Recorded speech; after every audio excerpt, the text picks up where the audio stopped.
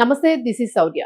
ప్రేమించుకున్న వాళ్ళు లేదా ప్రేమించారు అని ఉన్న కేసెస్‌లోని చాలా వరకు కూడా పోలీస్ కేస్ గనుక ఫైల్ అయింది అని అనుకుంటే మాత్రం వాళ్ళకి రకరకాల శిక్షలు కూడా పడుతూ ఉన్నాయి. అలాగే వీటిల్లోని కొన్ని ఎన్‌కౌంటర్స్ జరుగుతూ ఉన్నాయి. లేదు కొంతమంది ఎస్కేప్ అవుతున్నారు అన్నట్టుగా కూడా పోలీసులు వాళ్ళని ఎన్‌కౌంటర్ చేస్తున్నా కూడా కొన్ని కేసెస్ చూసాం.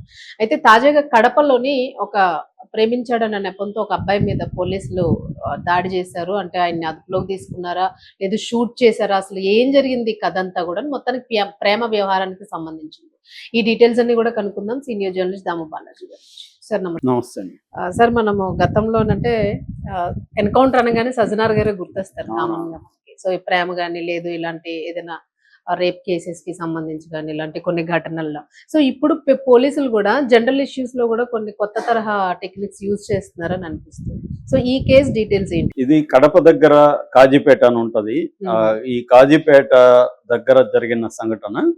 సో అంతకు ముందు అసలు ఏం సంఘటన జరిగిందో అక్కడ నుంచి మనం పోలీసుల కాల్పులు ఎందుకు జరిగాయి అనేది వెనక్కి వద్దాం. యాక్చువల్గా ఏంటంటే ఇక్కడ కాజీపేట మండలంలో అగ్రహారం అనే విలేజ్ ఉంది. అగ్రహారం విలేజ్ లో శ్రీనివాసులు నాగమునమ్మ వీళ్ళిద్దరికి ఒక పాప ఉంది. ఆ పాప పేరు కీర్తన. ఇంటర్మీడియట్ అయిపోయి ఇంట్లో ఉంటుంది. అట్లాగే అక్కడే సేమ్ మండలంలో పక్క గ్రామం ఆంజనేయ కొట్టాలని ఉంటుంది. అక్కడ ఒక అబ్బాయి ఉన్నాడు. ఆ అబ్బాయి ఆవుల వెంకటేష్. అబ్బాయి డిగ్రీ సెకండ్ ఇయర్ చదువుతున్నాడు. ఆ అబ్బాయికి ఈ అమ్మాయికి పరిచయం ఉంది. ఆ అబ్బాయి ఎప్పటి నుంచో కూడా ఈ అమ్మాయిని లవ్ చేస్తాను అంటున్నాడు. ఈ అమ్మాయి లవ్ చేయను అంటుంది. అంటే ఇదంతా కూడా మనకి పోలీసుల వెర్షన్ మాత్రం, అది గుర్తుపెట్టుకోవాలి. ఈ క్రైమ్ కేసుల్లో మనకి కంప్లీట్ సమాచారం ఉండదు. పోలీసులు ఇచ్చిన వెర్షన్ మాత్రమే ఉంటుంది.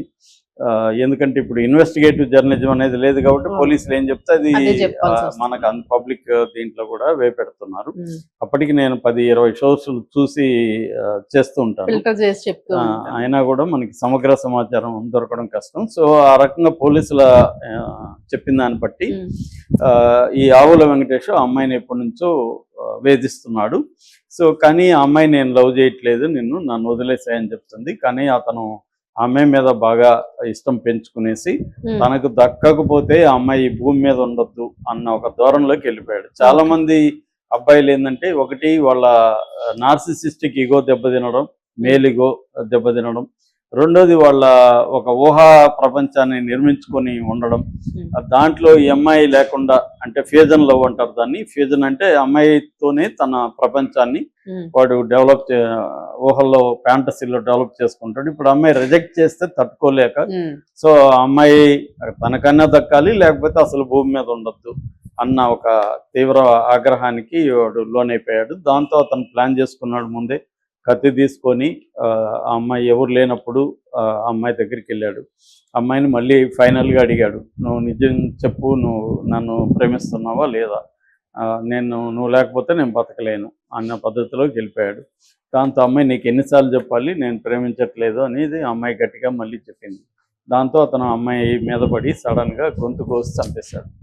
చంపేసిన తర్వాత పోలీసులు వాళ్ళ నాన్న వచ్చాడు. వాళ్ళ నాన్న అమ్మాయి అరిసింది. అమ్మాయి ఆ కేకలు చూసి వాళ్ళ నాన్న వచ్చి ఆ అమ్మాయిని చేతుల మీద తీసుకొని వెళ్ళి వెహికల్లో ఎక్కించి తీసుకొని వెళ్తుంటే అప్పుడు అమ్మాయి వెంకటేష్, ప్రవీణ్ అనే ఇద్దరు పేర్లు చెప్పింది. ఇంకా చెప్పాలనుకుంటుంది కానీ అమ్మాయి వాళ్ళు కాలేదు. చివరికి హాస్పిటల్కి తీసుకెళ్లారు. హాస్పిటల్లో అమ్మాయి చనిపోయింది. సో దాని తర్వాత పోలీస్ కేసు అయింది. పోలీసులు ఇతన్ని ట్రేస్ చేసి పట్టుకొని మైదుకూరులో పెట్టారు. ఈరోజు అర్లీ మార్నింగ్ అతన్ని తీసుకొని బద్వేలు వెళ్తున్నారు.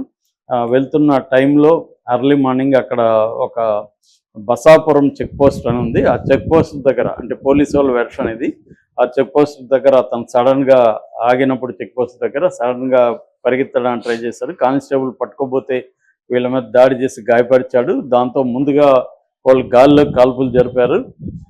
అయినా కూడా అతను వినకుండా వీళ్ళ మీద దాడికి వచ్చాడని అతని కాళ్ళ మీద కాల్చారు.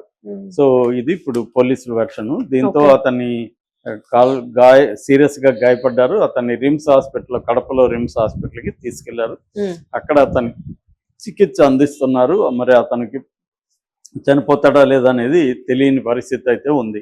అంటే ఈ కథ నమ్మాలా లేదా జనాభా మందికి ఇప్పుడు డౌట్ ఉంది. మామూలుగా పోలీసులు ఈ మధ్య కాలంలో ఇలాంటి జరిగినప్పుడు ప్రజల్లో వ్యతిరేకత వాళ్ళ మీద, అబ్బాయి మీద వస్తుంది కాబట్టి సో దీన్ని ఇప్పుడు రాజకీయంగా ప్రతిపక్షాలు దీన్ని తీసుకొని ఆ, అసలు ఆడపిల్లలకి ఫ్రీ ఇది లేదు, రక్షణ లేదు, ఇవన్నీ వాళ్ళు చేస్తారు కాబట్టి అక్కడ అవును. వైసీపీ యాక్టివ్గా ఉంటుంది కాబట్టి ఈ లోపల వేసేస్తే ప్రజల్లో మనకు మంచి పేరు వస్తుంది కదా అన్న పద్ధతిలో గవర్నమెంట్ ఈ నిర్ణయాలు తీసుకునింది. ఈ మధ్యకాలంలో అలాగా తునిలో ఒక పెద్ద ఆయన చెరువులో పడిపోయాడు, అవును. చనిపోయాడు. తర్వాత మదనపల్లిలో ఇలాగే ఒక పాప, చిన్న పాపని రేప్ చేసింది, అట్లా అతన్ని తీసుకెళ్లి చంపేసి చెరువులు వేసేసి అతను వెళ్ళి చెరువులో దూకి చచ్చిపోయాడు అని చెప్పారు.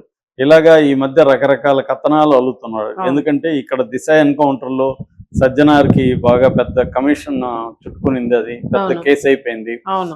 సజ్జనార్ చేతులు ఎత్తేసాడు, నాకు సంబంధం లేదని ఎస్కేప్ అయ్యాడు. అంతకు ముందు అంతా ఏమో సజ్జనారే చేశాడు అవును. అన్నప్పుడంతా Hype గమనున్నాడు, ఇచ్చారు అప్పుడు. అప్పుడంతా ఖండించలేదు అప్పుడు. కానీ కమిషన్ వేసేసరికి ఇదయింది. అందువల్ల ఇప్పుడు గవర్నమెంట్స్ కూడా పద్ధతి మార్చుకున్నాయి. ఎన్కౌంటర్ అనేది వదిలేసి ఇట్లా వాళ్ళయ్యే వాళ్ళు దూకి చెరువులో దక్కిపోయారు, ఇంకోటి చెప్తున్నారు. సో ఇప్పుడు ఇదైతే మాత్రం పోలీసులకు కూడా గాయాలయ్యా అంటున్నారు. Okay. మరి పోలీసులకు కూడా గాయాలయ్యాయంటే అది నమ్మాలా, లేకపోతే ఆ సినిమాలో చూపించినట్టు చిన్న చిన్న గాయాలు ఏమన్నా చేసుకున్నారా అనేది కూడా మనకు తెలియదు. అవును. అంటే వాళ్ళ గాయాలు ఏంటి అవన్నీ పరిశీలించి చేసే పద్ధతి ఉంటే తప్ప మనకేమి తెలియదు విషయాలు. పబ్లిక్ ఏం చేయలేరు కదా, చెప్పింది వినడమే అంతే. వినడమే కాబట్టి మనకు తెలియదు. కానీ చంపేయకుండా కాళ్ళ మీద ఎందుకు? మామూలుగా అయితే పద్ధతి కాళ్ళ మీద కాల్చాలనేది పద్ధతి. అవును. కానీ మీరు అంత పద్ధతిగా చేశారంటే నమ్మడం కొద్ది కష్టంగా ఉంది. కానీ చెప్పలేము, ఒకవేళ అది కూడా జరిగి ఉండే అవకాశం ఉంది. ఏదేమైనా మరి అతను ప్రాణాలతో ఉంటాడా, అతను చంపదలుచుకుంటే మాత్రం వాళ్ళు కాళ్ళ మీద కాల్చినారా నిజంగానే, లేకపోతే ఎక్కడ కాల్చారు అనేది తెలియదు. అతను బతికుంటే వీళ్ళు చెప్పింది కొంతవరకు వాస్తవమే. అవును. అతను కానీ చనిపోతే మాత్రం వీళ్ళ కథనంలో ఏదో ప్రాబ్లం ఉందని చెప్పొచ్చు. అవును. జనరల్ గా అయితే పోలీసులు ఈ మధ్య కాలంలో మనం చూస్తుంటే ఇలాంటి ప్లాన్ ఆఫ్ కేసుల్లో యాక్షన్ అంతా మోడ్ చేంజ్ చేసుకున్నారు. ఒకే పద్ధతిలో ఉంది. ఫైనల్ గా వాడిని ఏదో ఒక పద్ధతిలో చంపేయడం. అంతే. ఆ పద్ధతి ఎన్కౌంటర్ అని చెప్పకుండా, ఎన్కౌంటర్ అనేసరికి అందరికి ఎన్కౌంటర్ అంటే హత్య అనేది జనరల్ గా తెలిసిపోయింది.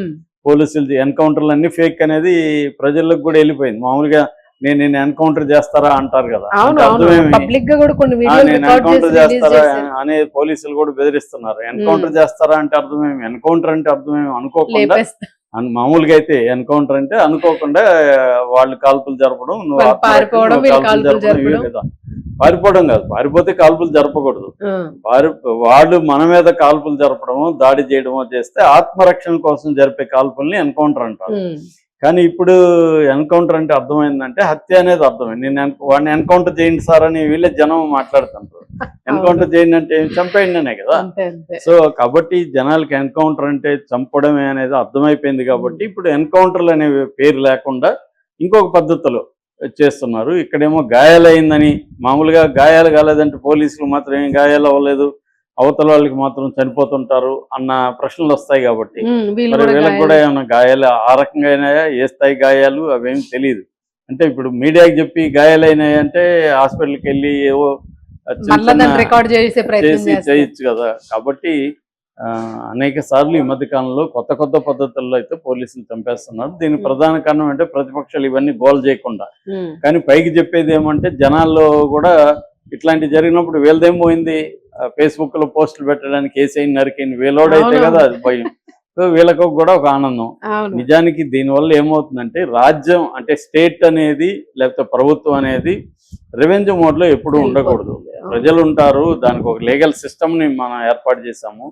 నువ్వు లీగల్ గా త్వరగా కేసుల్లో శిక్ష పడాలి. వీళ్ళేమంటారు సపోర్ట్ చేసేవాళ్ళు, ఇప్పుడు అది 20 ఏళ్ళు అవుతుంది 10 ఏళ్ళు అవుతుందని నమ్మకం లేకే కదా సార్, నమ్మకం వాళ్ళు కూడా అట్లా అని త్వరగా.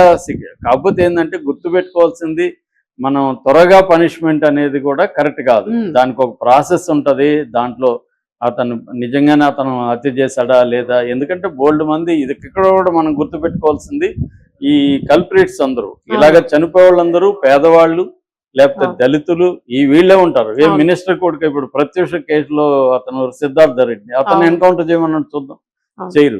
అంటే డబ్బు, పరపతి, అధికారం వీళ్ళ ఉన్న వాళ్ళు ఈ నేరాలు చేసినప్పుడు ఏమో ఈ డిమాండ్ జనం నుంచి కూడా రాదు. వాడిని ఎన్కౌంటర్ చేయ, మినిస్టర్ కొడుకుని ఎన్కౌంటర్ చేయమని ఎవడు అడగడు. అట్లాగే వాళ్ళని ఏదో ఒక రకం చంపేయాలని వీళ్ళు కూడా అనుకోరు. ఇక్కడ మళ్ళీ బలయ్యేది పూర్ అండ్ దళిత్స్, వీళ్ళే ఎస్టీస్, దళిత్స్, వీళ్ళే వర్గాల్లో అవుతుంటారు. ఉన్న వాళ్ళు కాబట్టి ఇవన్నీ గుర్తుపెట్టుకోవాల్సిన అవసరం ఉంది.